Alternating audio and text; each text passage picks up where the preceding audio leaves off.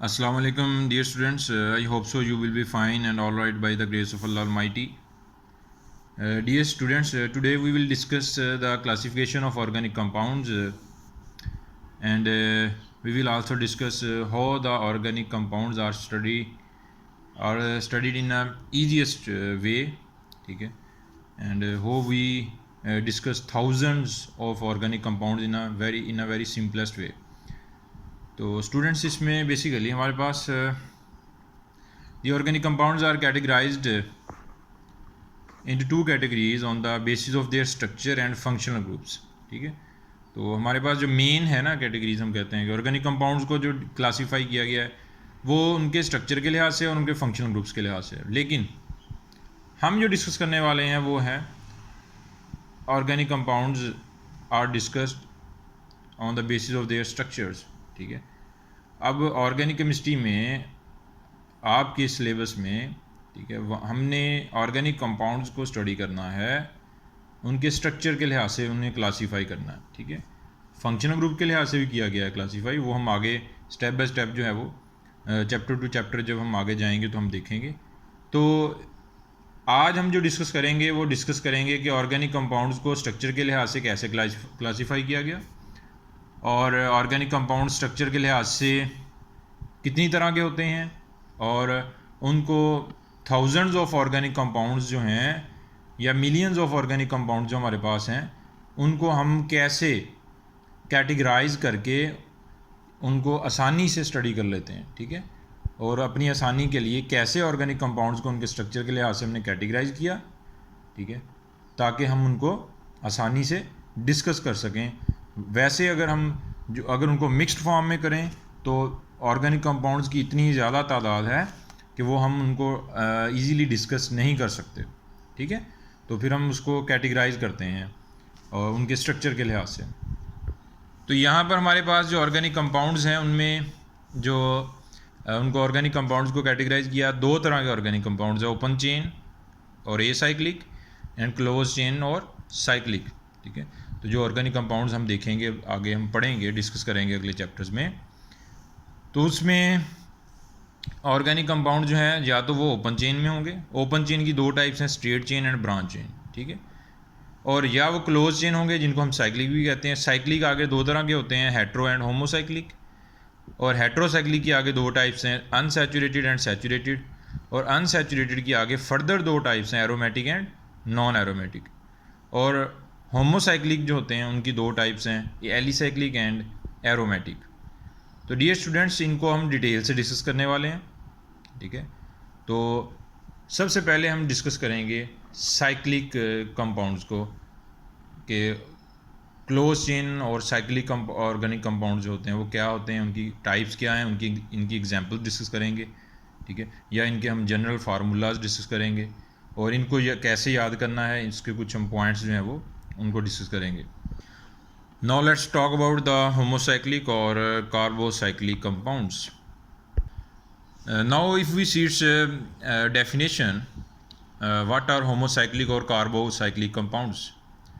Those organic compounds in which terminal carbons are joined with each other in such a way that ring will contain only carbon atoms. कि जो terminal carbons हैं, ऐसे compounds जिनके terminal carbons कहते हैं side वाले carbons.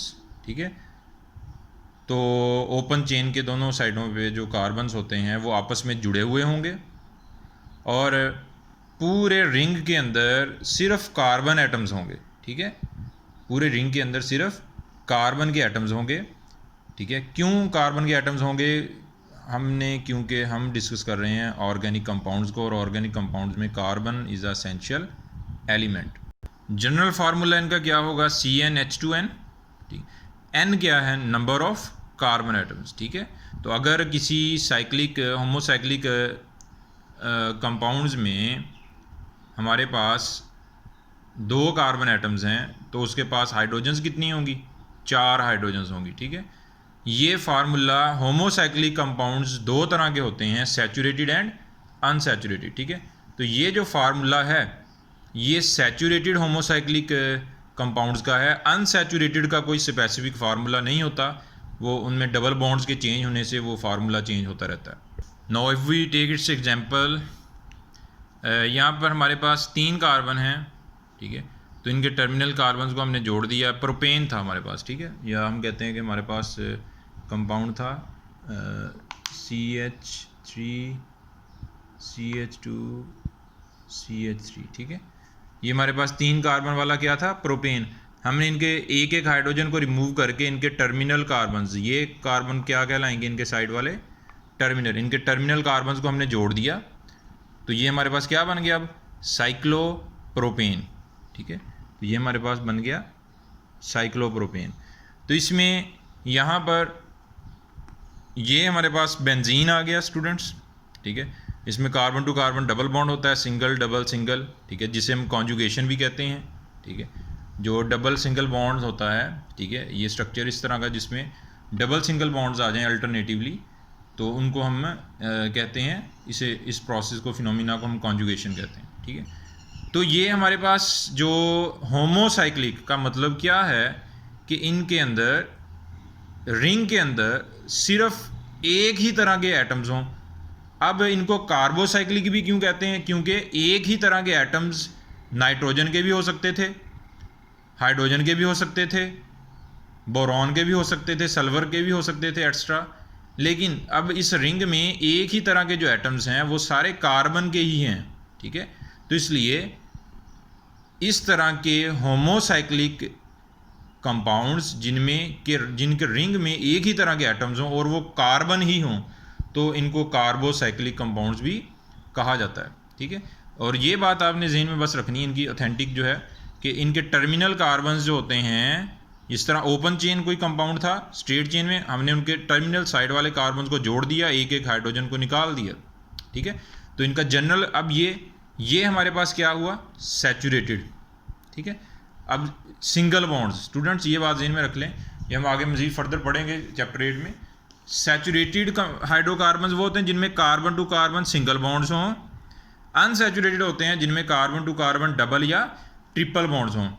तो saturated के लिए जनरल फार्मूला क्या है, CnH2n, ठीक है।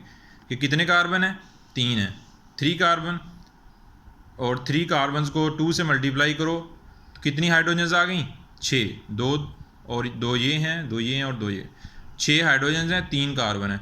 तो जनरल फार्मूला हमारे पास क्या आ गया, CnH2n।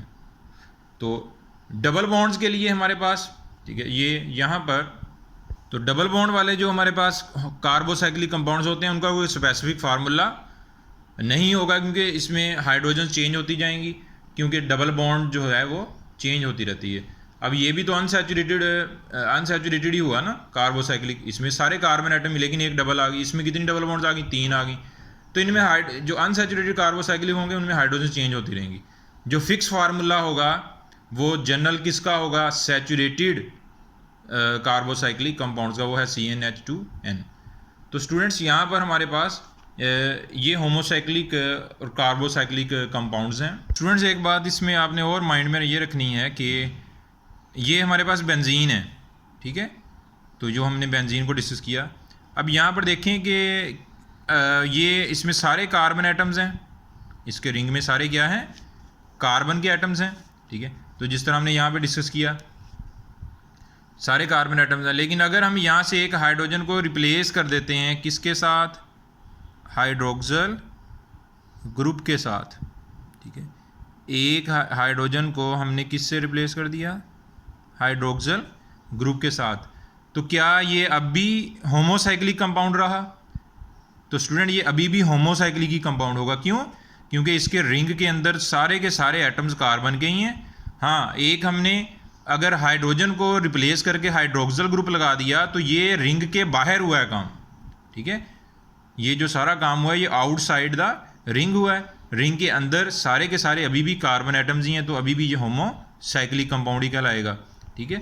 होमोसाइक्लिक की आगे मज़ीद 2 टाइप्स हैं, तो एलिसाइक्लिक एंड एरोमेटिक। तो एलिसाइक्लिक क्या होते हैं compounds, now let's talk about the alicyclic compounds.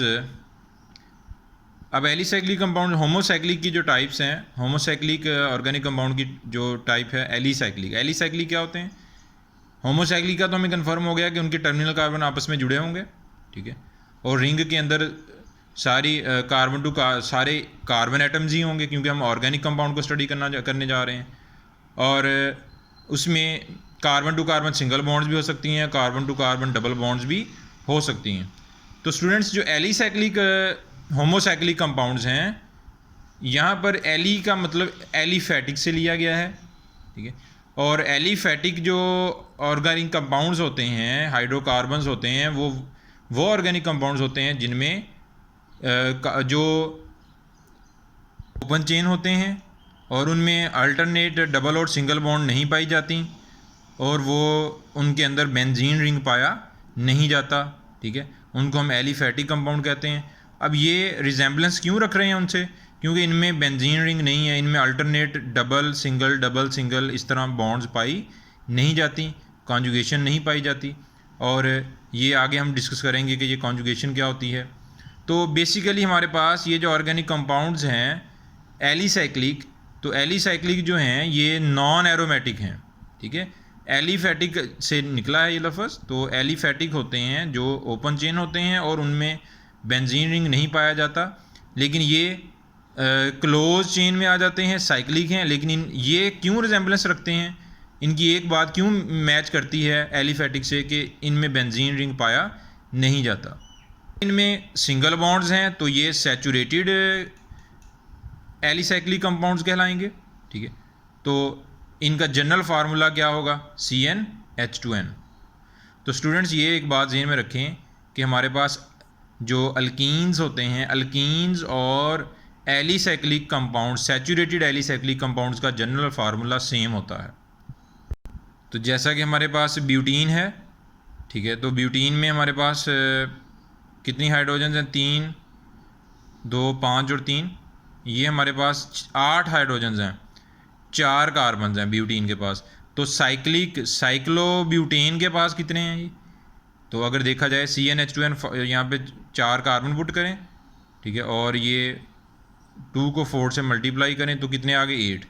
तो साइक्लोब्यूटेन, ठीक है, और ब्यूटीन, इन दोनों के जनरल फार्मूला सेम है। तो अगर MCQs आ जाता है कि which compound have same general formula, तो ऑप्शन में अगर हमारे पास आ जाता है अल्काइन आ जाता है, तो अल्कीन आ जाता है, अल्कीन, और हमारे पास आ जाता है alicyclic compounds, saturated alicyclic compounds, ठीक है। तो उसमें आप एक डी ऑप्शन आएगा, बोथ C एंड D, यानी उसमें आपने बताना है कि अल्कीन और एलिसाइक्लिक, सैचुरेटेड एलिसाइक्लिक कंपाउंड्स जो हैं, इन दोनों का जनरल फार्मूला सेम है।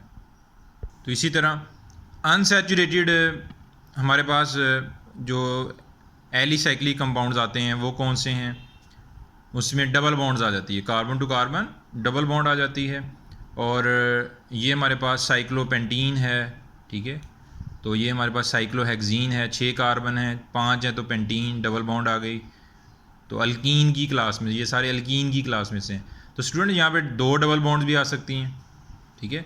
तो इनका जनरल, अगर एक डबल बॉन्ड है अनसैचुरेटेड एलिसाइक्लिक कंपाउंड्स में, ठीक है, यहाँ पर आप एलिसाइक्लिक भी लिख लें तो ज़्यादा बेहतर होगा। तो ये जो हमारे पास एलिसाइक्लिक कंपाउंड्स हैं, इनका जनरल फार्मूला CN, अगर एक डबल बॉन्ड है तो CnH2n-2। तो स्टूडेंट्स, ये मैंने पहले बताया कि अनसैचुरेटेड एलिसाइक्लिक जो साइक्लिक कंपाउंड्स होते हैं उनका कोई ख़ास जनरल फार्मूला स्पेसिफिक नहीं होता। और डबल बॉन्ड्स अगर 2 हो जाती हैं तो इसकी 2 हाइड्रोजन्स और कम हो जाएंगी, ठीक है। जैसे जैसे डबल बॉन्ड्स बढ़ती जाएंगी तो इनकी हाइड्रोजन्स की तादाद जो है वो कम होती जाएगी, ठीक है। तो ये आप बात ज़हन में रखनी है कि अगर डबल बॉन्ड एक है तो फिर जनरल फार्मूला इनका CnH2n-2 है।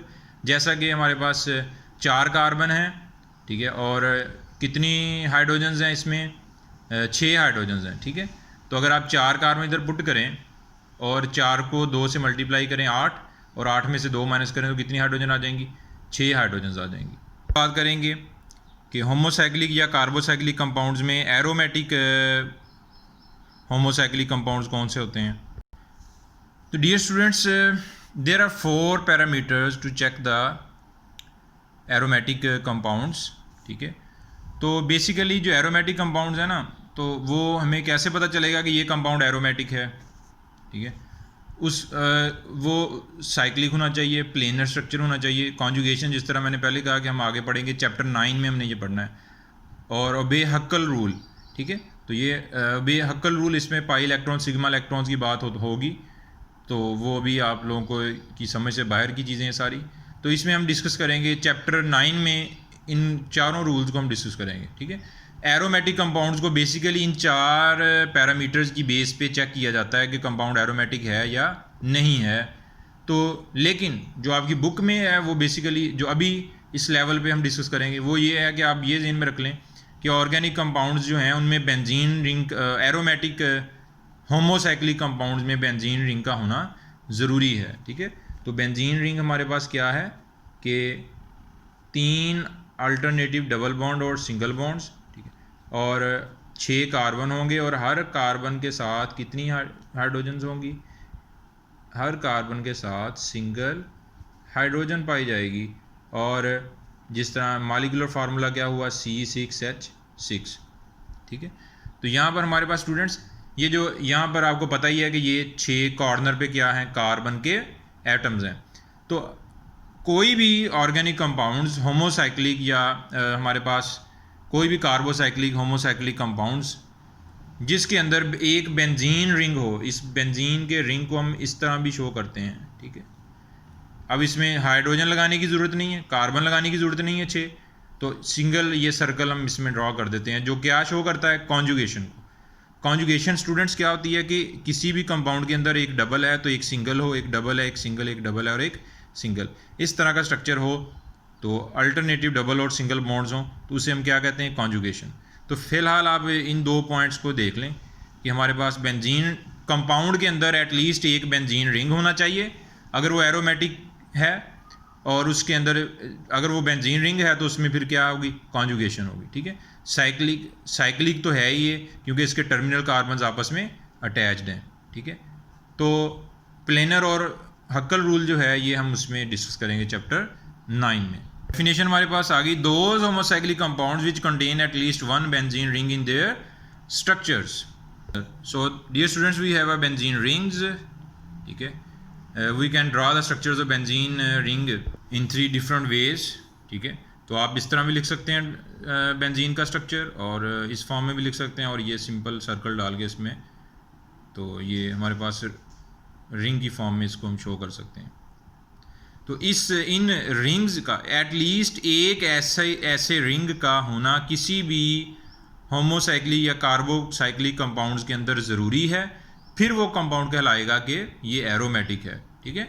और अगर बेंजीन रिंग है तो उसमें फिर ये कॉन्जुगेशन भी आ जाएगी।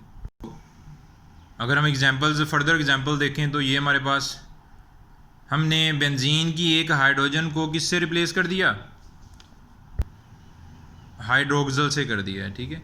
हमने बेंजीन की एक हाइड्रोजन को, किसी भी कार्बन की एक हाइड्रोजन किससे रिप्लेस कर दिया, हाइड्रोक्सल ग्रुप से। तो स्टूडेंट ये अब बेंजीन नहीं रहा, अब ये बन गया फिनोल।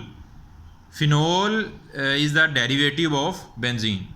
तो एक एक हाइड्रोजन उतार के हम डिफरेंट फंक्शन ग्रुप्स लगाते जाएंगे, डिफरेंट ग्रुप्स जो हैं वो अटैच करेंगे तो हमारे पास एक नया कंपाउंड बन जाएगा, वो जो कहलाएगा बेंजीन का डेरिवेटिव। तो एक हाइड्रोजन रिप्लेस कर दिया अगर मिथाइल से तो ये बन गया toluene. Toluene is also a derivative of benzene, ठीक है। तो अगर हम 2 बेंजीन रिंग्स को डिफ्यूज़ कर देते हैं, आपस में जोड़ देते हैं, तो ये बनता है नेफ्थलीन, ठीक है। और ये एंथ्रासीन, अगर 3 को जोड़ दें तो एंथ्रासीन।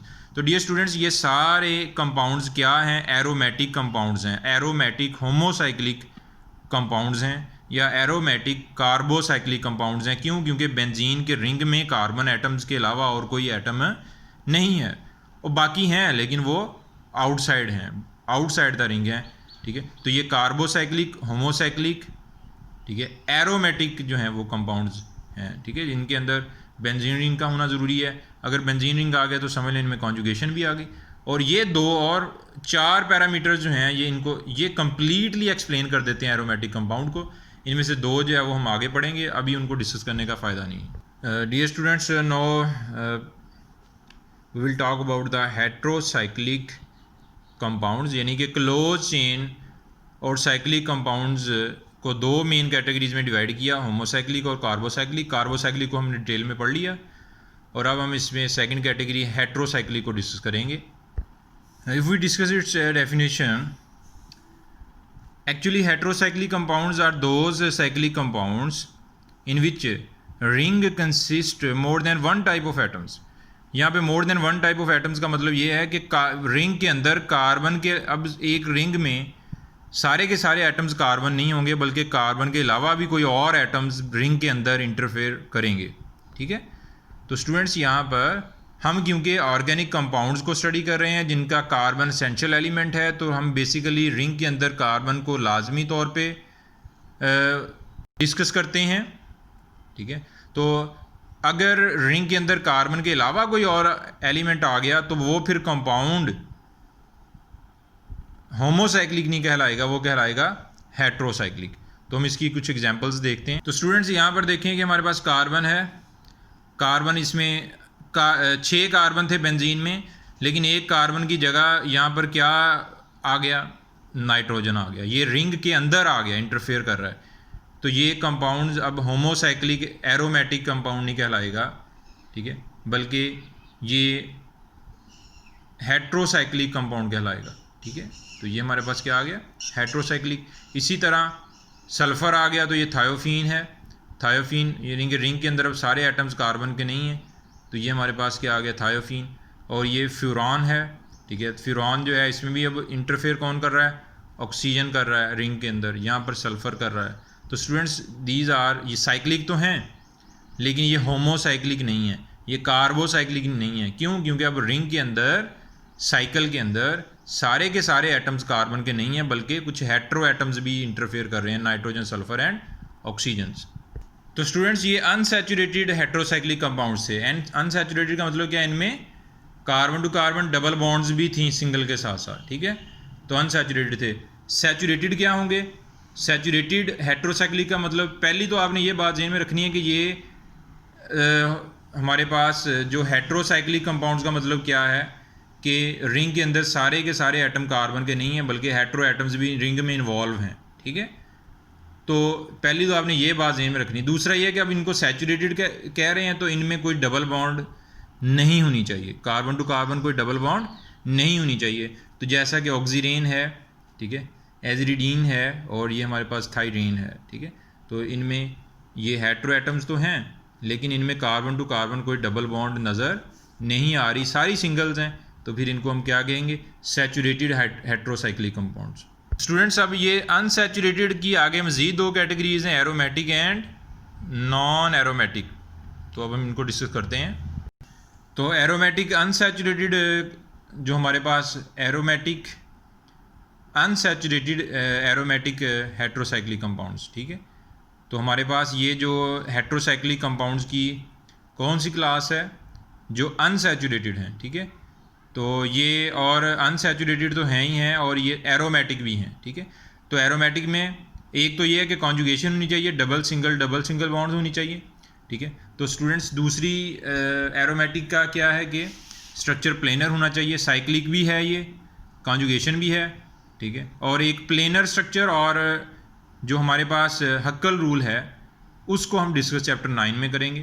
ठीक है, तो उसमें आप इसको देख लें कि ये हमारे पास कंपाउंड जो हैं वो हेट्रोसाइक्लिक अनसैचुरेटेड एरोमेटिक हैं और ये हमारे पास नॉन एरोमेटिक जो हैं वो नॉन एरोमेटिक हमारे पास अनसैचुरेटेड हेट्रोसाइक्लिक कंपाउंड्स हैं। ये एरोमेटिकसिटी जो है उसे ये एक्सप्लेन उस पर पूरा नहीं उतरते। जो हमारे रूल्स हैं, जो 4 पैरामीटर्स हैं, उनको ये फॉलो नहीं करेंगे। ठीक है, तो एक तो इसमें देखने में आपको नज़र आ रहा है कि इनमें अल्टरनेट डबल सिंगल बॉन्ड नहीं है। एक डबल है तो 2 सिंगल आ गई, एक डबल है 2 सिंगल। ऑक्सीटीन है, ऑक्सीट है, एजिट है। ठीक है, तो यहाँ पर हमारे पास कॉन्जुगेशन नज़र आ रही है आपको। अब यहाँ पर कहेंगे इसमें डबल बॉन्ड, यहाँ पे 2 सिंगल इकट्ठा कैसे आ गई। तो ये मैंने आपको बताया है कि जो एरोमेटिक कंपाउंड्स हैं उनको 50% हम डिस्कस कर रहे हैं। 2 रूल्स, वो प्लेन उसमें हम साइक्लिक कह रहे हैं और कॉन्जुगेशन, 2 रूल उनके और हैं इनको स्टडी करने के लिए। ठीक है, वो हम आगे डिस्कस करेंगे डिटेल से चैप्टर 9 में। तो डियर स्टूडेंट्स, ऑर्गेनिक कंपाउंड्स की मेन कैटेगरीज 2 थी, क्लोज चेन और ओपन चेन। क्लोज चेन और ओपन चेन किस बेस पे थे? स्ट्रक्चर की बेस पे, ठीक है। फंक्शनल ग्रुप की बेस पे कैसे कैटेगराइज किया गया वो हम अगले टॉपिक में देखने वाले हैं कि फंक्शनल ग्रुप की बेस पे ऑर्गेनिक कंपाउंड को कैसे कैटेगराइज किया गया। आज हमने स्ट्रक्चर की बेस पे ऑर्गेनिक कंपाउंड को क्लासीफाई किया था। वो दो कैटेगरीज थी, क्लोज चेन साइक्लिक और open chain acyclic.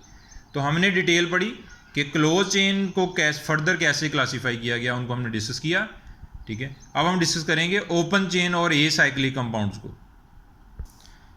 No let's talk about the acyclic और open chain organic compounds. Those organic compounds with terminal carbons are not joined with each other, they are also called aliphatic compounds. तो dear students, इसमें हमने यहाँ पर हमने alicyclic पढ़ा था। Alicyclic अभी हम पढ़ के हटे हैं। तो एलिसाइक्लिक क्या थे कि वो साइक्लिक थे, उनके टर्मिनल कार्बन ज्वाइंट थे आपस में, लेकिन उनकी properties open chain carbon hydrocarbon से मैच करती थी। वो हमारे पास कौन से हैं? वो हमारे पास हैं एसाइक्लिक, ठीक है। वो हमारे पास कौन से कंपाउंड्स हैं? एसाइक्लिक हैं, जिनके उनके अंदर बेंजीन, एलिसाइक्लिक में बेंजीन रिंग नहीं पाया जाता था, ठीक है।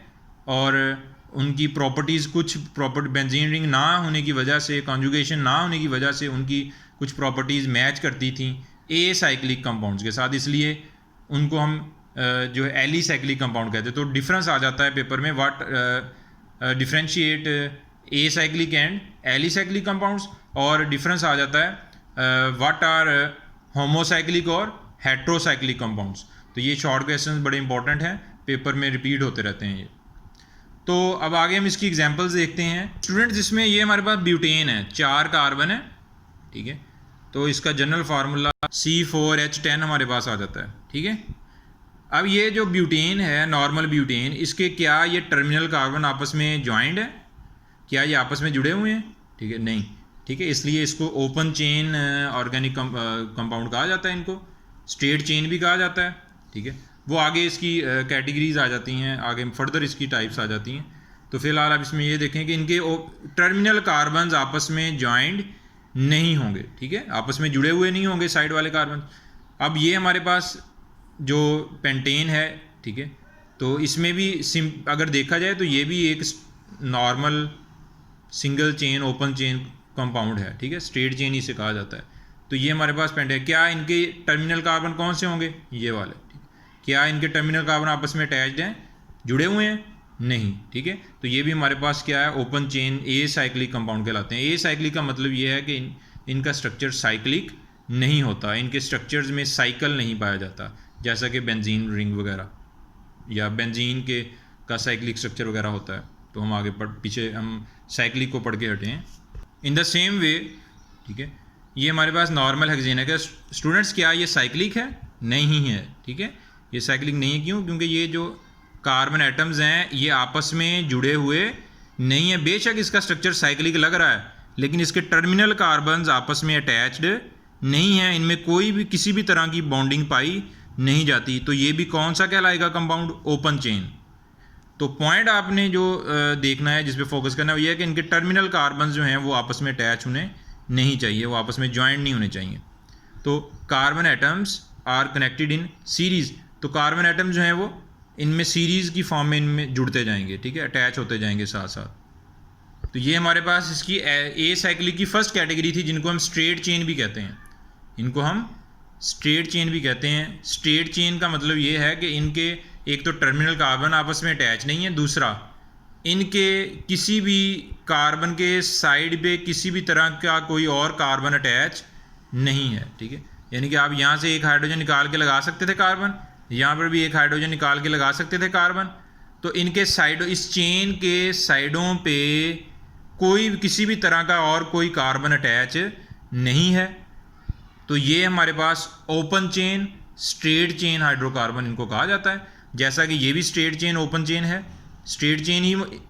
अब ये ना देखें कि जी चेन तो ऐसे जा रही है, ठीक है, चेन तो ऐसे जा रही है, तो ये स्ट्रेट चेन कैसे हुई? आपने इस पॉइंट पे फोकस करना है कि क्या इस चेन के साइड से कोई और चेन तो नहीं कार्बन की निकल रही? क्या कोई और चेन तो नहीं निकल रही? ठीक है, तो अगर नहीं निकल रही तो फिर ये स्ट्रेट चेन ही कहलाएगा। एक स्ट्रेट चेन को जैसे मर्जी जो है वो उसकी शेप चेंज कर दें जब तक उसके टर्मिनल कार्बन आपस में अटैच नहीं होंगे और उस चेन की साइड से कोई और चेन नहीं निकलेगी, वो hydrocarbon open chain straight chain hydrocarbon ही कहलाएगा। ठीक है, तो आगे नेक्स्ट इसकी क्या है कि ब्रांच्ड चेन, सेकंड टाइप इसकी क्या है, एसाइक्लिक ऑर्गेनिक कंपाउंड्स की ब्रांच चेन। डियर स्टूडेंट्स, अब हम ब्रांच चेन की, अगर ब्रांच चेन कंपाउंड्स की बात करें, ठीक है, यानी कि ओपन चेन की दो कैटेगरीज थी आगे, स्ट्रेट चेन और ब्रांच चेन। तो ओपन चेन अगर कह रहे हैं तो एक तो बात आपने कंफर्म पहले देखनी है कि क्या टर्मिनल कार्बन आपस में जुड़े तो नहीं हुए, क्या टर्मिनल कार्बन आपस में जॉइंट तो नहीं है। तो इसमें भी देखें कि टर्मिनल कार्बन जो हैं वो आपस में जॉइंट नहीं हैं। ठीक है, टर्मिनल कार्बन जो हैं वो आपस में जॉइंट नहीं है, वो आपस में अटैच नहीं है। ठीक है, तो स्ट्रेट चेन पहले तो कंफर्म कर लिया कि ये ओपन चेन का हाइड्रोकार्बन है। अब स्ट्रेट चेन नहीं है ये, क्यों नहीं है, क्योंकि अगर आप इसमें देखें आइसोब्यूटेन में तो ये एक चेन जा रही थी स्ट्रेट, एक साइड से निकल गई चेन। ठीक है, ये कार्बन इसमें मिथाइल अटैच हो गया, तो अब ये स्ट्रेट चेन नहीं है, ये ब्रांच्ड चेन है। तो इसको कहेंगे कि ये ब्रांच, ये इसकी ब्रांच है। ठीक है, जिस तरह यहाँ पर पेंटेन है, ठीक है, तो इसमें हमारे पास एक कार्बन दरमियान में है, 4 साइडों पे हैं, तो ये ब्रांचेज हैं। ये क्या है, साइडों पे ब्रांचेज हैं, तो ये ब्रांच चेन हाइड्रोकार्बन कहलाएगा। और ये जैसा कि स्टूडेंट हमने पीछे उसमें ऑक्टेन नंबर में पढ़ा था कि आइसोऑक्टेन, जिसमें 8 कार्बन होते हैं, 2,2,4 ट्राई मिथाइल पेंटेन भी इसे कहते हैं। ठीक है, तो ये हमारे पास इसकी ब्रांचेज हैं। ठीक है, हम उसमें रिफॉर्मिंग में करते थे, स्ट्रेट चेन हाइड्रोकार्बन्स को ब्रांच चेन हाइड्रोकार्बन्स में कन्वर्ट करते थे फ्यूल की एफिशिएंसी को बढ़ाने के लिए। तो इसी तरह यहाँ पर हमारे पास ये ब्रांचेज आ गई। ठीक है, तो टर्मिनल कार्बन्स आपस में अटैच नहीं होने चाहिए। तो ये हमारे पास एसाइक्लिक हाइड्रोकार्बन्स की 2 टाइप्स थी, straight chain and branch chain. इनको हमने डिस्कस किया। तो स्टूडेंट्स, उम्मीद है कि आप लोगों को क्लियर हो गया होगा। तो इसमें अगर कोई कन्फ्यूजन है, कोई प्रॉब्लम हो तो आप लोग कमेंट्स में पूछ सकते हैं। अपना ख्याल रखिएगा। अल्लाह हाफिज़।